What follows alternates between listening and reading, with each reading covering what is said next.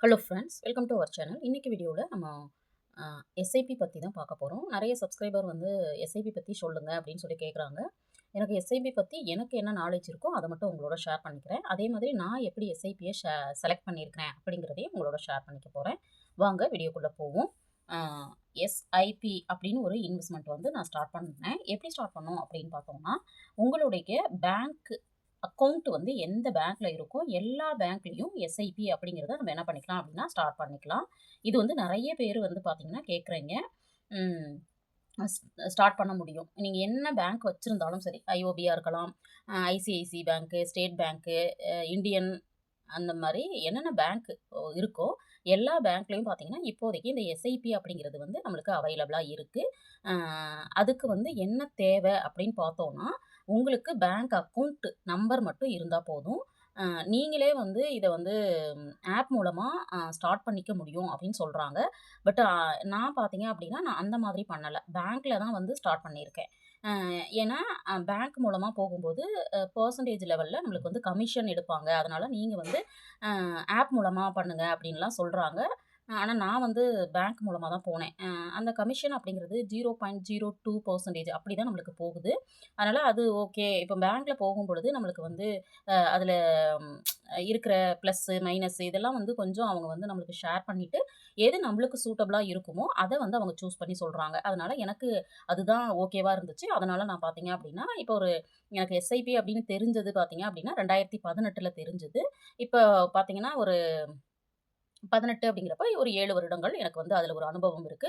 நான் வந்து தொடர்ந்து ஒரு 5 வருடங்கள் பண்ணேன். அந்த 5 வருடத்தில எனக்கு வந்து கிட்டத்தட்ட ஒரு ரூ. 2,00,000 வந்து இன்ட்ரெஸ்ட் வந்து எனக்கு கூடுதலா கிடைச்சது. அதனால ஓகே கன்டின்யூ பண்ணுவோம்னு சொல்லிட்டு, இப்பவும் ரீசென்ட்டா நான் ஸ்டார்ட் பண்ணி ரன் பண்ணிட்டு இருக்கேன்.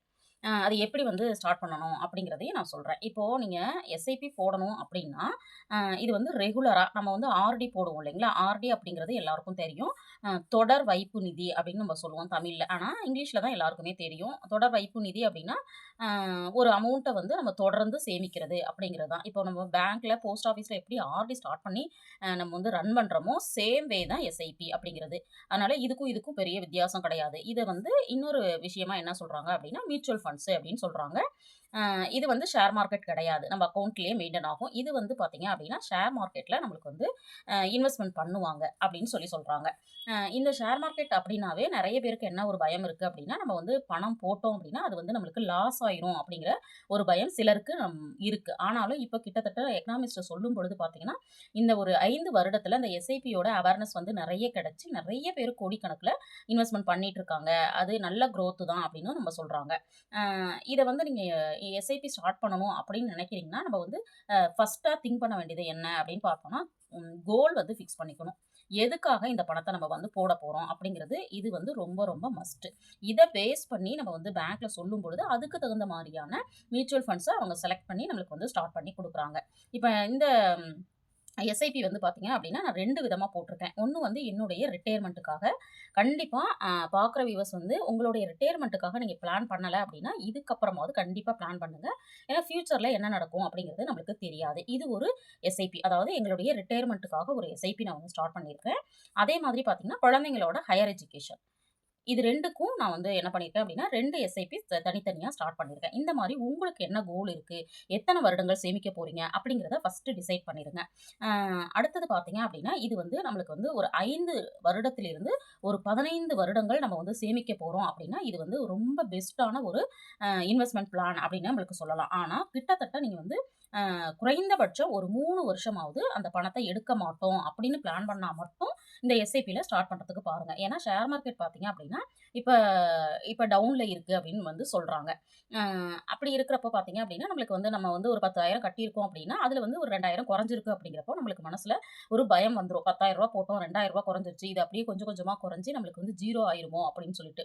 இந்த பயம் வந்து எனக்கு எப்ப இருந்துச்சு அப்படின்னு பார்த்தீங்கன்னா, நான் வந்து கொரோனா பீரியட்ல என்னுடைய ஃபண்ட் பார்த்தீங்க அப்படின்னா 30% வந்து குறைஞ்சிருந்துச்சு. அப்ப பயந்துட்டு நான் இருக்கிற பணத்த அப்படியே எடுத்துடுறேன் அப்படின்னு சொல்லிட்டு நான் வந்து அவங்க கிட்ட பேங்க்ல போய் அப்ரோச் பண்ணும்போது அவங்க சொன்னாங்க, "பயப்படாதீங்க. இது வந்து கொரோனா பீரியட் வந்து நார்மலுக்கு வந்ததுக்கப்புறம் கண்டிப்பா நல்ல குரோத் இருக்கும் அப்படின்னு சொன்னாங்க. அப்போ அவங்க சொன்னத நம்பிட்டு நான் வந்து வெயிட் பண்ணேன். உண்மையாலும் சொல்லணும் அப்படின்னா, அந்த கொரோனா பீரியட் 1 1/2 இயர்ஸ் முடிஞ்சு ஒரு 6 மந்த்லயே வந்து பார்த்தீங்க அப்படின்னா, நம்ம போட்டிருந்த பணத்த விட கொஞ்சம் இன்க்ரீஸ் ஆயிடுச்சு. அப்புறம் ஒரு சந்தோஷம் கிடைச்சிருச்சு. அது இல்லாம அதுல ஒரு நம்பிக்கையும் வந்தது. நான் இப்ப தொடர்ந்து சேமிச்சுட்டு இருக்கேன். அதனால நீங்க வந்து ஒரு 3 வருஷத்துக்கு மேல இந்த பணத்த ஹோல்ட் பண்ண போறீங்க அப்படின்னா, கண்டிப்பா பண்ணுங்க. அடுத்தது வந்து பார்த்தீங்க அப்படின்னா, இந்த எஸ்ஐபிங்கிறது நம்மளுக்கு வந்து ஷேர் மார்க்கெட் யாருக்கெல்லாம் தெரியாதோ, அவங்களுக்கு வந்து நம்ம பேங்க்லயே என்ன பண்றாங்க அப்படின்னா, நம்மளுக்கு வந்து அவங்க அக்கவுண்ட் வந்து ஓப்பன் பண்ணி நம்மளுடைய பணத்த இன்வெஸ்ட்மென்ட் பண்றாங்க. அ இதுக்கு வந்து பார்த்தீங்க அப்படின்னா, போர்ட்ஃபோலியோ அப்படின்னு வந்து சொல்றாங்க.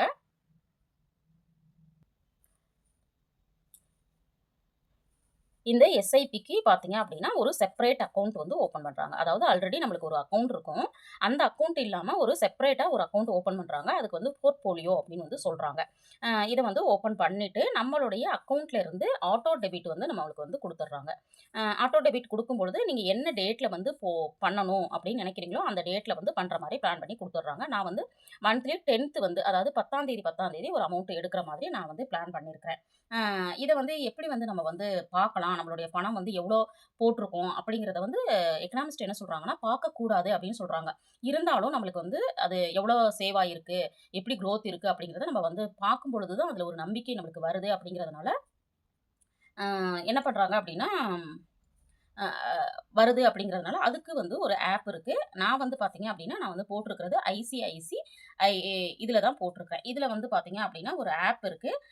ஐப்ரோ அப்படின்னு சொல்லிட்டு, ஐப்ரோ டச் அப்படின்னு சொல்லிட்டு ஒரு ஆப் வந்து யூஸ் பண்ணிட்டு இருந்தேன். இப்போ வந்து அது வந்து பார்த்தீங்க அப்படின்னா, இன்வெஸ்ட் அப்படின்னு சொல்லிட்டு இருக்கு. அப்பப்ப ஆகுது.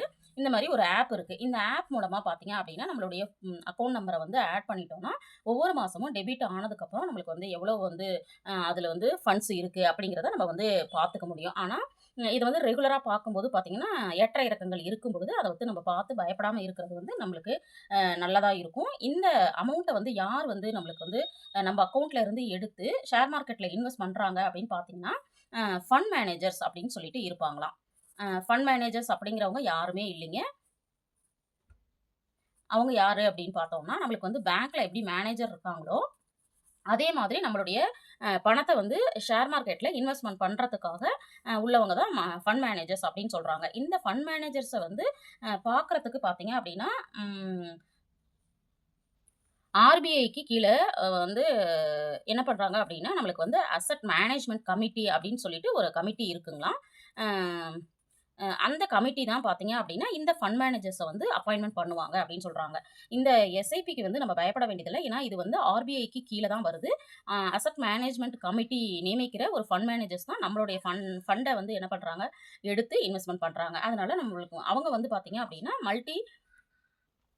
இதுல வந்து பார்த்தோம் அப்படின்னா, நம்மளுக்கு வந்து ரிட்டர்ன் அப்படிங்கிறது இப்ப வந்து ஆர்டி, எஃப்டி இந்த மாரிலாம் நம்ம போடும்போது மேக்ஸிமம் பார்த்தீங்கன்னா, நம்மளுக்கு 6.9% இருந்து அதிகபட்சமா பார்த்தீங்க அப்படின்னா, 8.8% வரைக்கும் கிடைக்கும்.